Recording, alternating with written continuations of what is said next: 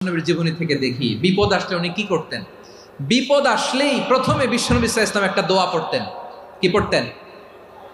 তিনি পড়তেন ইন্না লিল্লাহি ওয়া ইন্না ইলাইহি রাজিউন। নিশ্চয় আমরা আল্লাহর জন্য, নিশ্চয় আমরা কার দিকে ফিরবো ভাই? আবার কার দিকে ফিরবো? আওয়াজ করে বলুন তো, আমরা এসেছি কার কাছ থেকে, আবারও ফিরে যাব কার কাছে?